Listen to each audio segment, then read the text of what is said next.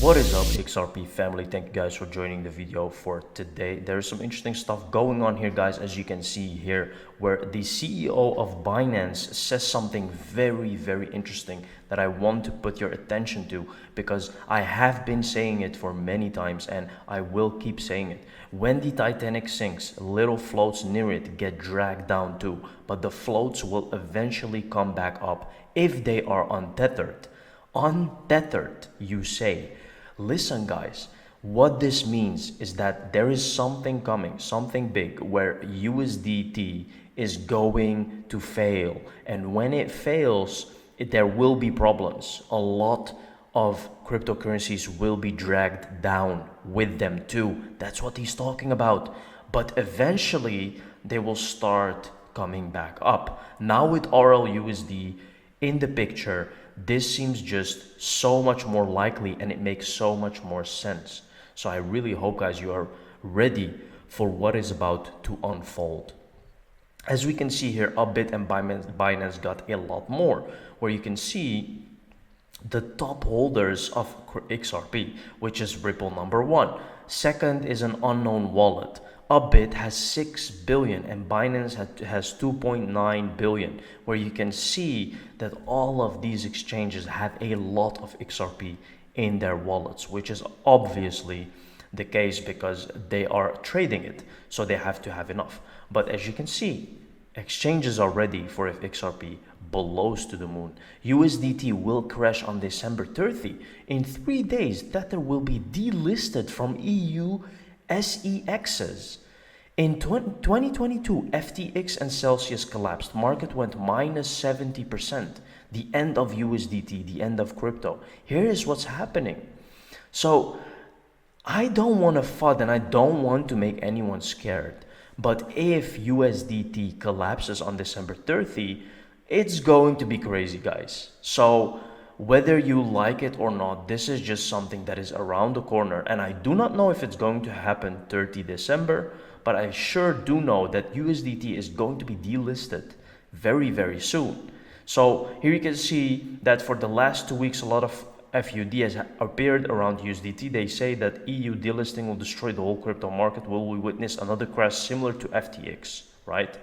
So here we can see a Tether history, and then he keeps on going. The thing is, guys, with Tether is that regulation is a big problem. When there is no regulation in a coin, when it's not really backed by the dollar, there will be problems. And this is what you're seeing now. And that is maybe why this crypto market will see some downfall in the coming days. Update on talks with Ripple. Let's take a look, guys. Here we have Charles Hoskinson talking about talk with Ripple. Can you share any new updates regarding your talks with Ripple? On their early days, we'd like to include Ripple in the Midnight ecosystem, and there are ongoing talks between the Midnight people and the Ripple people, and a lot of technological talks as well. And we've been trying to learn more about how their stack works. There's some Cardano tech we invented, in particular Marlowe, that would be tremendously useful with the Ripple ecosystem, and it would be a lot of fun to see what we could do there. And also just some things in Ripple like Flare, for example, are pretty cool, pretty interesting. But, it takes time for these things to ferment. And the first step was just technical conversations. And that's what we did with David, who's been tremendously helpful and a great asset.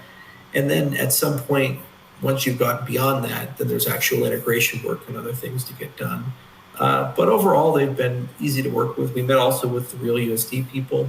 They were just finally got past launch, and they're trying to recover from that because that was an incredibly time-consuming effort, but we're really proud of them.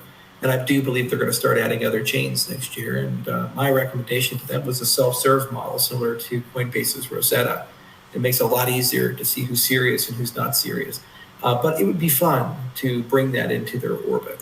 So as you can see, they're talking together and they are planning to bring out some great tech together as well, which is very interesting as well, guys. Remember, Ripple's International Bank Partnership Network provides coverage for 90% of the global financial system.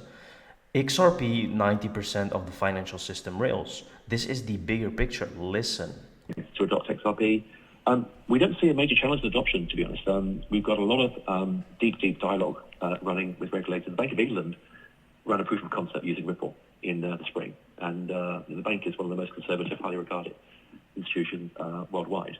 So we haven't got issues with our regulatory support. Again, because the currency has been designed from the outset for transacting, it kind of puts us in a very strong position with the establishment. In terms of adoption, it's really about using the banks which were shown in the earlier slide to create the initial network. Once we scale, and the banks we're working with together would allow around a 90% coverage of the world's global networks. So by getting those banks into multi-corridor volume, which is our current phase, that makes it much easier for other banks to come online, makes it easier for banks to apply XRP. We're having some great dialogue with banks around the world about using XRP. We actually ran our first XRP liquidity pilot with a company called Qualix in the US. They launched a new pilot in the US. So you can see, guys, that things have been going on for a very long time. This is not just something that came overnight. Again, these are proofs. This is proof. This is not speculation anymore that they are going to use this system. Third quarter this year, where we made payments from the US to Mexico. The dollars went in, translated to XRP. XRP delivered on the blockchain to Mexico, translated to Mexican pesos. And actually, the banks involved asked Ripple to slow down the middle part because we were delivering the payments too quickly for the banks to digest. So, we had a kind of speed problem in the other extreme, if you like. But we are actively using XRP in that mode. Very simple, guys, and easy to understand. We are using XRP. Again, telling you guys, Ripple is part of the ISO 222 payment seg member list. The absolutely special thing is that the most members are countries except Ripple, Bank of England, DTTC, EBA clearing, ECB, Euroclear, G-Life, ESITC, MasterCard, Nexo Standards, STET, SWIFT, Verify FOSP, and Visa. Now, when you see this, guys, what do you think is happening, right? They're literally preparing the new financial system. That's what they're doing. That's what you're all seeing. That's where the crisis comes from. That's where everything comes from. They are preparing for a very big financial change because we have a system that is very old, right? And that is what they're doing. It's not a secret anymore. It's in plain sight. Just a lot of people do not see. Here we have a last video, guys. Ripple Bank of America partnership will officially be announced soon. This will not take long anymore. When Trump is finally arriving with his administration, I do not think that this will take long. Let's take a look at this final We've video. got coins. There are no real regulations, but they're like a CBDC. And then we've got the non-regulated, which are like cryptos. So that's what we look at. With Bhutan, Bhutan is next to India and Nepal. It's a sovereign nation with their own currency, and we're building a CBDC with them. So we're a year and probably 18 months maybe, a year to 18 months in process with them. We're on phase 3 of the project. There'll be some announcements over the next few weeks around where we are with them and what's happening. But it's all around getting a CBDC to operate in the country.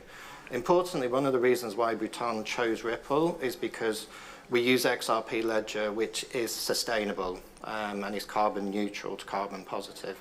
It's a very important part for that country. And then on the other side, we have Palau. Palau is an island nation, and Palau is a US dollar, a dollarized country, which means they use the dollar in everything they do, but they're not part of the US, they're not one of the states, etc. What we're building for them is a stable coin, a stable US dollar coin, which is backed by the bank.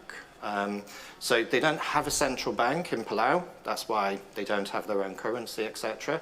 But they have a finance ministry and they have, call it affiliations with American banks. So basically, one of the big American banks would be the backstop for this stablecoin. So basically, one of the big American banks would be the backstop for this stablecoin. So it is the same. One of the biggest banks of America will be the backstop. So in other words, there is a bigger bank in America that will actually be the central bank which will provide this technology. Now, if you see this, guys, what do you think is going to happen? Again, it is in plain sight. They are going to use this, and when it is very close, as you can see now that the Trump administration is almost going to be finale, and we are going to see some big changes soon. Be careful with the USDT, guys, because it's a very big thing that will come to pass.